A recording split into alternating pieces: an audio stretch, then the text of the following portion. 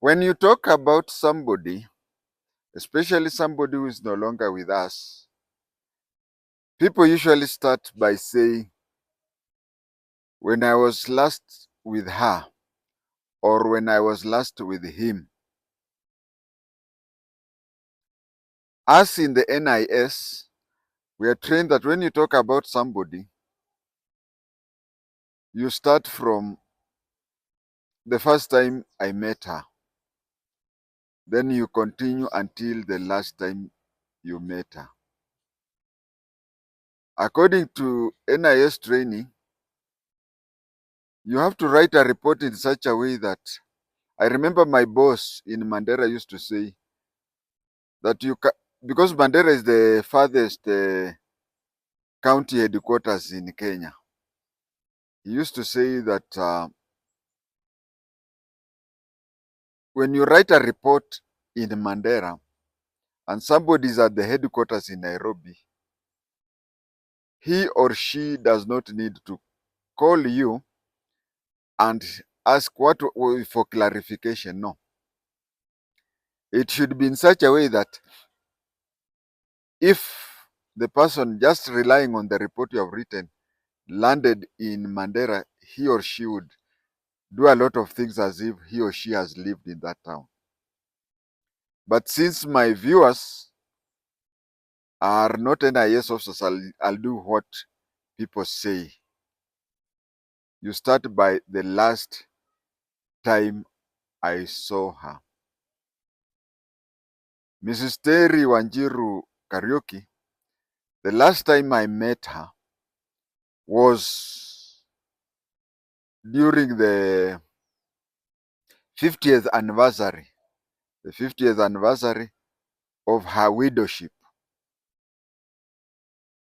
And coming to think about it,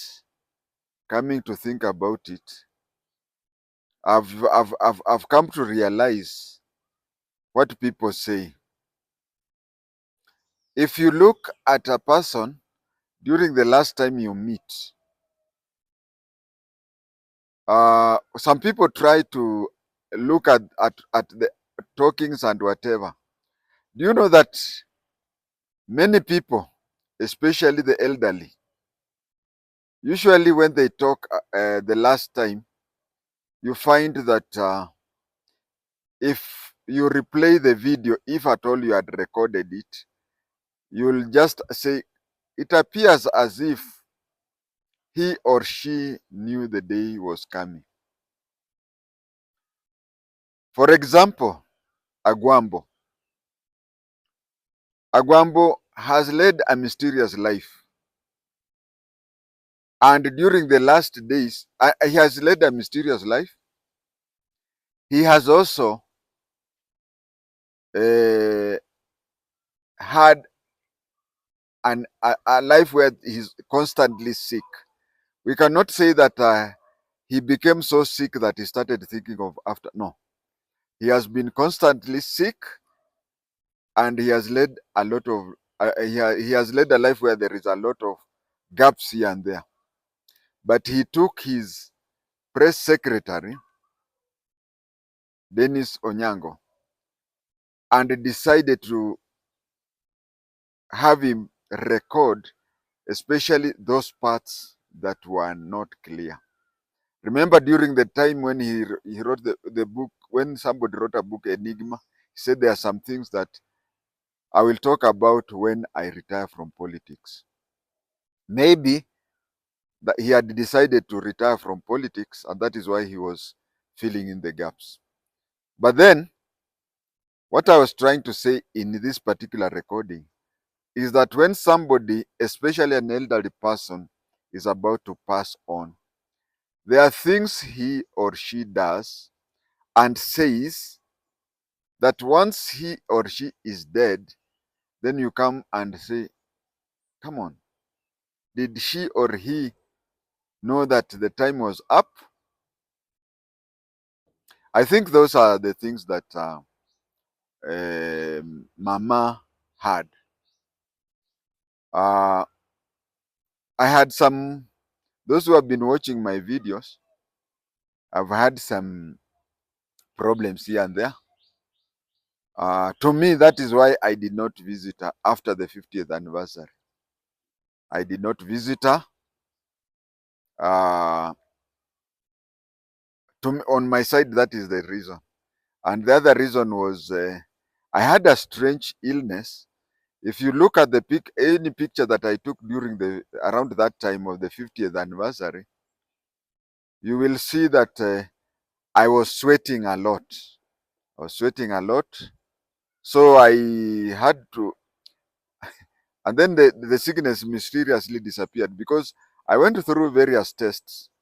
I went to various people and they looked at the way I was sweating. Some were thinking maybe I had high blood pressure, maybe sugar. Those things they tested and they turned out negative. But somehow, as mysteriously as the sickness started, the sickness ended that way. So that is why, to me, I think because of the problems that I underwent, you imagine 12 weeks without a phone, having those things and having a mysterious illness. I think that one on my side is what contributed me not visiting Mama, because I would not have stayed for this long without visiting her. But then I visited her the last time. I think the fifth and last time met her. The fifth, 4 times I visited her residence. But the fifth one, we met at JM Karaoke's 50th anniversary. And looking back now, as compared to then, I just see that God was telling us that she was going. But we, and even herself, did not know that she was going. She was healthy. She had, of course, anybody from my age upwards, it is quite normal occasionally. Like there are times I could visit her place and I would be politely be told that she's not feeling well.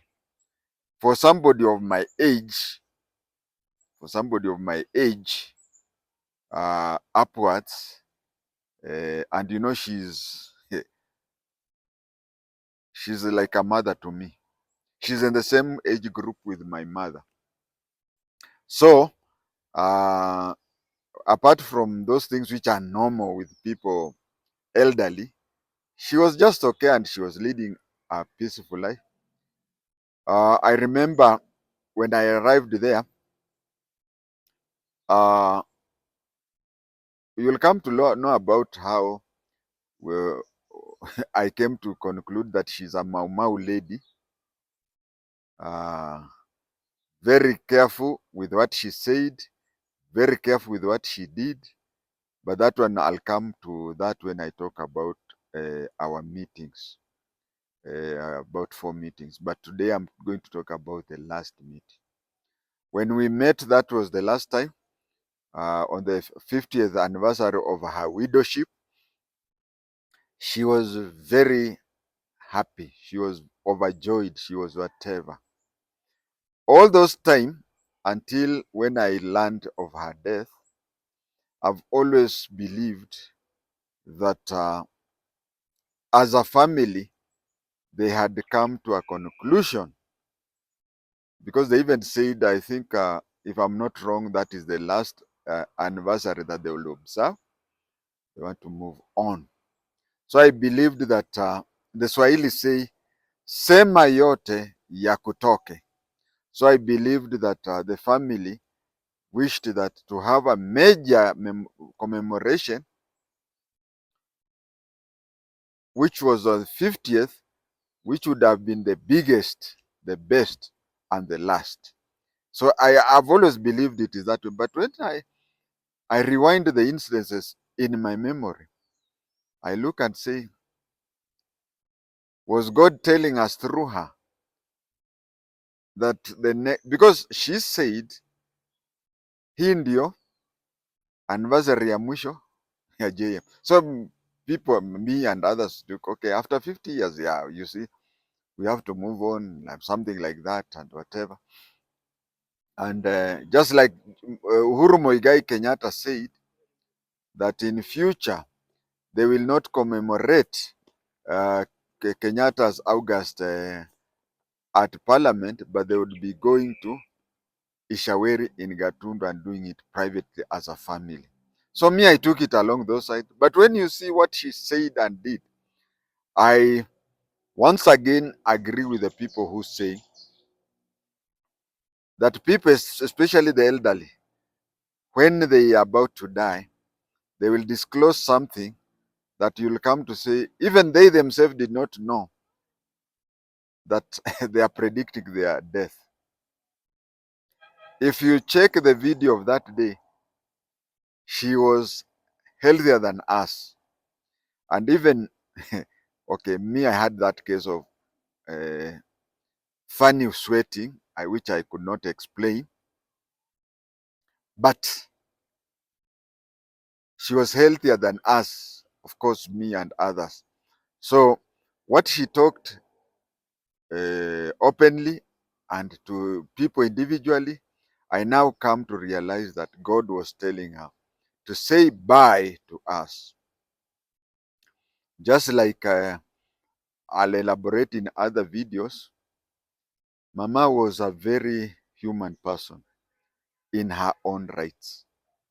This is somebody who, whenever I visited her, even during the 50th anniversary, she was very mindful of me.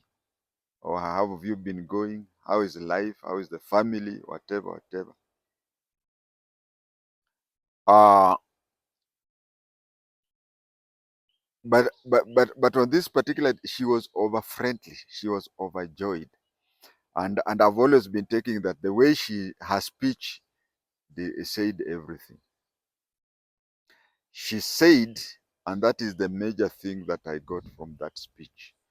She said that those who killed JM did not know that JM had a family, had a ripple effect.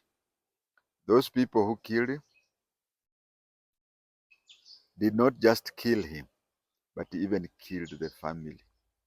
By killing the family, I mean they made a very happy family live for 50 years in sadness, just by that act of killing. If JM would have been left free and died the following day naturally, they would have grown up. They would have grown up contented, because they are those people, their equivalent, whose father father had died even when they were younger than that, but had died of natural causes or normal causes, and it is easier. But you see, spending 50 years without a conclusive thing about how he died, and living a life where everybody runs away from you, because when they are seen with you, they also have the same problem. Uh, I think the family collectively, she included, had decided that they have to move on. She said those who killed him have gone, but they killed the body, but they did not kill the dream. And she said to her heart, she has forgiven them and moved on. It was a moving speech. It was a moving speech which I'll remember, especially whenever I have issues with people. I'd always refer to that. It will be my guiding motto for the rest of my life. She even went around, introduced me to various people, to an extent that she was. I remember in one picture she introduced me to her sister, where she told me, "This is my sister." They look alike, and then she said, "Lakini ni mfupi sana." So I said, "Kwani anataka kuingia polisi?" And everybody laughed. The difference that I'd noticed about her on all the visits, this one was very unique. As I've said, it had the uniqueness of showing that maybe she knew she was going because she opened up. That was the first time I heard her talking about her husband. I heard her talking about the experience the family has gone through. Why am I saying it the first time? I said that I'd visited her in her residence for 4 times. And the first time, as I'll come to tell you, she used that opportunity to know who is this person and what does he want and whatever. She was very reserved. I'll come to talk about that. Mostly me doing the talking and she listening and here or there, correcting me or even asking questions where she did not understand where. It was like, and then when we were at All Saints Cathedral, the way she was talking, I had to look both at the TV screens next to me and to look at her to make sure that she is the only one. But I can confidently say that even though I'd never met her even from that time, actually, since that day, I've not met any of the any member of the JM family since that time. But what I can say is that I noticed that there was something in her heart. There was something in her heart that had been there for 50 years. And on the 50th anniversary, she was releasing it, and she had decided to live the rest of her life post that one. She had been mourning for 50 years. It's only unfortunate that she did not complete 50 weeks of freedom. I now understand how, because I know most of, especially the Kenyan aspect, I know most of these people who have assassinated others, especially on political grounds. Assassination had three components. Assassination, there was politics, there was business, and then there was a love triangle. But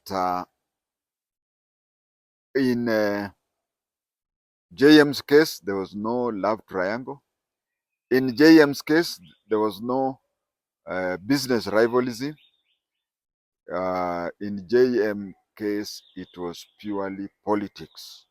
And in JM's case, I don't know about other plants. I don't know about other plants. I don't know about other people or anything. But what I know is that on that particular day that JM was killed, the intention was to scare people. You all know about police officers, especially before the 2010 constitution, where I think we even have those cases today. If we can remember the DIG, where you place someone in cells to teach him or her a lesson. So I believe that JM went to Kingsway House. Those who were there, the thing was just to mulainisha arudi kwa laini. I hope that one explained very well. It was to kumlainisha arudi kwa laini, but things got out of hand. So to me, that particular day and that particular incident, I'm not trying to say that there was no plan at all to kill JM. I'm not even trying to say that other plans were made. I don't know what or I don't. I'm just trying to say that the evidence I have, and I will not contradict or support any other information. It's only that on the day JM died, it was only intended to threaten him, and then he falls in line. But then things got out of hand, and it ended up in his dying. Go well, my mother.